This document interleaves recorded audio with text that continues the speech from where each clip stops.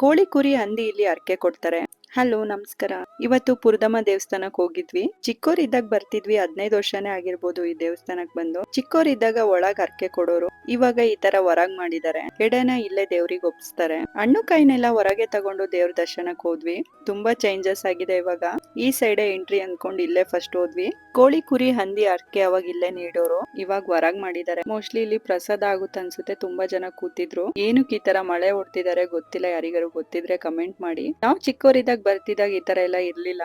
ಜನ ಸಾಗರನೇ ಇತ್ತು. 1 hour ಆದ್ಮೇಲೆ ದರ್ಶನ ಸಿಕ್ತು. ತುಂಬಾ ಹದ್ದ ಹಾರಾಡ್ತಿದ್ವು. ಇದು ಹೆಜ್ಜೆನ್ ಗೂಡ್ ಅನ್ಸುತ್ತೆ, ತುಂಬಾ ಚೆನ್ನಾಗ್ ಕಟ್ಟಿತ್ತು. ಇವನಿಗೆ ಹಾಕಿದ್ರೆ ಟೊಪ್ಪಿ ಅವ್ರ ಅಪ್ಪಂಗ್ ಹಾಕ್ತಿದ್ದ ಬಿಸ್ಲಾಗುತ್ತೆ ಅಂತ. ಕಾಯಿನ ಹೊರಗೆ ಒಟ್ಕೊಂಡ್ ಹೋಗ್ಬೇಕು. ಇವು ಕಾಯಿ ಅಂದ್ರೆ ಸಖತ್ ಇಷ್ಟ, ತಿನ್ನಕ್ ಕೊಡು ಅಂತ ಜಗಳ ಆಡ್ತಾ ನಿಂತಿದ್ದ. ಇವ್ರು ನನ್ ಸಬ್ಸ್ಕ್ರೈಬರ್. ಒಳಗ್ ಹೋಗಿ ಹೊರಗ್ ಬರೋವರ್ಗು ತ್ರಿಬನ್ ಇವರೇ ಎತ್ಕೊಂಡಿದ್ರು. ಈ ತರ ಬುಟ್ಟಿ ಇಟ್ಟಿರ್ತಾರೆ, ಅದಕ್ಕೆ ಹಣ್ಣು ಕಾಯಿ ಹಾಕೋಗ್ಬೇಕು. ದೇವ್ರದು ವಿಡಿಯೋ ತೆಗಿಯಂಗಿಲ್ಲ. ತೆಗೆದ್ಮೇಲೆ ಬೋರ್ಡ್ ನೋಡ್ದೆ. ನಿಂಬೆಹಣ್ಣು ಕೊಟ್ಟಿದ್ರು, ಏನ್ ಮಾಡ್ಬೇಕು ಗೊತ್ತಾಗ್ದಲೆ ಒಂದ್ ನಿಂಬೆಹಣ್ಣು ಅಲ್ಲೇ ಸಿಕ್ಸಿದ್ವಿ. ಇನ್ನೊಂದ್ ಮನೆಗ್ ತಂದ್ವಿ. ಈ ಮರಕ್ಕೂ ಸೇಮ್ ಅದೇ ತರ ಹೊಡ್ದಿದ್ದಾರೆ. ದೇವ್ರ ದರ್ಶನ ಎಲ್ಲ ಮುಗಿಸ್ಕೊಂಡ್ ಮನೆ ಕಡೆ ಹೊರಟ್ವಿ.